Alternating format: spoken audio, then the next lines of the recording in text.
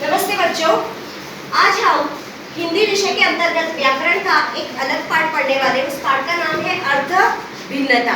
कई शब्द दिखने में और उच्चारण में करीबन समान होते हैं, लेकिन अर्थ की दृष्टि से वे दोनों ही शब्द क्या होते हैं, भिन्न होते हैं, अलग अलग होते हैं। लेकिन कई बार हम लोग क्या करते हैं, तो लेखन करते समय इन बातों का ध्यान नहीं रखते।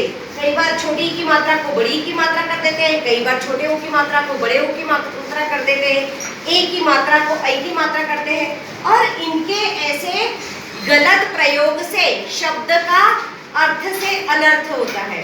जैसे उदाहरण के लिए मैंने एक शब्द अगर मैं बताऊं तो चिता और चिंता करीबन समान है। जैसे चिता और चिंता दिखने में भी अधिकतर एक जैसे हैं।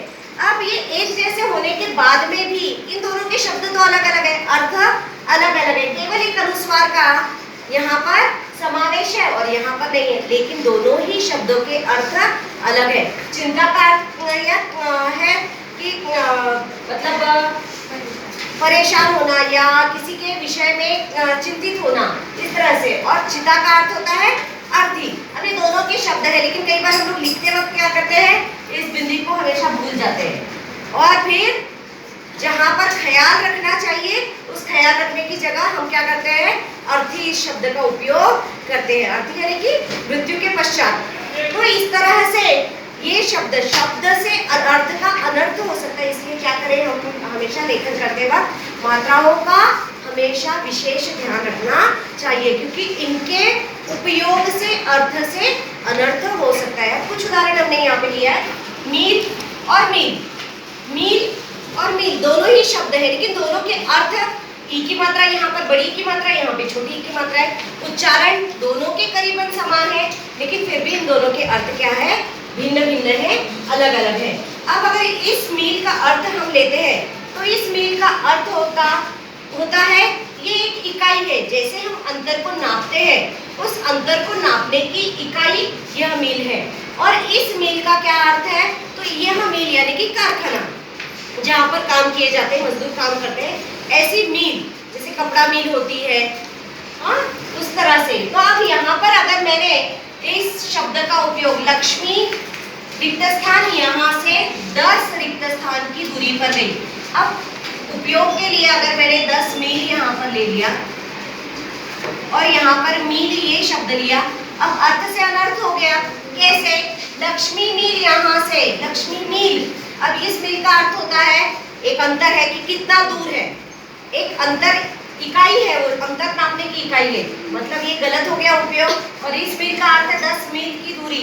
अब ये दूरी दर्शाने के लिए इस शब्द का, कारखाने इस शब्द का तो प्रयोग नहीं हो सकता। इसलिए हमें क्या करना है, इसका ध्यान रखना है कि उचित शब्द का यहाँ पर मात्राओं का ध्यान रखना है, इसके अर्थ को जान लेना है। लक्ष्मी, ये मील यहाँ पर आएगा, लक्ष्मी मील यहाँ से, अर्थात लक्ष्मी ये जो कारखाना है तो वो कहाँ कितना है, 10 मील की दूरी पर है, 10 मील की दूरी पर है, मतलब वहां से उसका अंतर कितना है, 10 मील है। अब नीचे का वाक्य देखते हैं, प्रण और प्राण।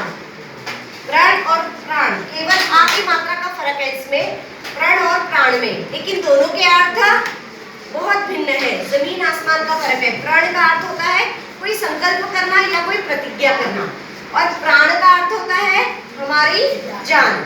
तो इन दोनों के शब्दों का अगर हम गलत जगह पे उपयोग करेंगे तो अर्थ का अनर्थ हो सकता है। इसीलिए हमें इसका उपयुक्त, अब ध्यान दीजिए, रिक्त स्थान छोड़ दूंगा पर रिक्त स्थान नहीं छोड़ूंगा। अर्थात अब अगर मैंने यहाँ पर प्रण ये शब्द लिया, प्रण छोड़ दूंगा, प्राण नहीं छोड़ूंगा, नकारात्मकता है, अर्थ बदल गया। पर हम लोग देश के लिए कोई सैनिक होगा तो वो क्या कहता है कि मैं अपने प्राण छोड़ दूंगा, लेकिन मैंने लिया हुआ देश सेवा का प्रण जो है वो नहीं छोड़ूंगा।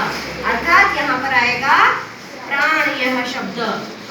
मैं अपने जीवन का त्याग कर दूंगा, लेकिन अपने संकल्प का त्याग नहीं करूंगा, और इसीलिए यहाँ पर आएगा प्राण छोड़ दूंगा पर प्रण नहीं छोड़ूंगा। यहाँ पर और एग्जाम्पल लिया है हमने उसका नाम, यहाँ पे दिन दिया है, ये भी दिन है, दिन दिन है, लेकिन केवल क्या है, मात्राओं का फर्क है। यहाँ पे छोटी की मात्रा है और यहाँ पे बड़ी की मात्रा है, दोनों का अर्थ अलग है। इस दिन का अर्थ क्या होता है, गरीब। इस दिन का अर्थ होता है गरीब, और इस दिन का अर्थ होता है दिवस। दिवस इस अर्थ के लिए इस दिन का उपयोग करते हैं, और इस दिन के लिए क्या करते हैं, गरीब। इस शब्द के लिए यह समानार्थी शब्द है। अब इसका उपयोग करते समय भी रात डैश डैश, रात डैश डैश दुखियों की सेवा करना है। अब अगर मैं इस दिन को यहाँ पर लिखती हूँ, लेकिन इस दिन का अगर यहाँ पर लेखन करूंगी तो गरीब रात होगा। गरीब रात होती है क्या, नहीं, हाँ, दिन रात। मुझे यही दिवस जो अर्थ है वो उसकी जोड़ी है, इसलिए उसके साथ में दिन इस शब्द का ही प्रयोग करना होगा। दिन रात, दिन दुखियों की। दिन दुखियों की मतलब जो गरीब है, पीड़ित है, ऐसे लोगों की मैं क्या करना, दिन दुखियों की सेवा करना सभी का कर्तव्य है। इसके बाद में अंतिम चौथा उदाहरण हम लेंगे, उसमें कुल और कुल।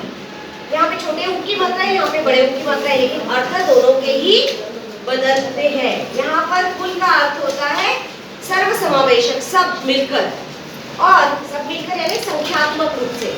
और यहाँ पर कुल इस शब्द का क्या अर्थ होता है, तो नदी का जो पात्र होता है उसे कहते हैं कुल। अब यहाँ पर नदी के कुल का, नदी के कुल का यानी कि नदी के पात्र का, तो कौन सा शब्द आएगा, पहला या दूसरा, दूसरा, बिल्कुल सही।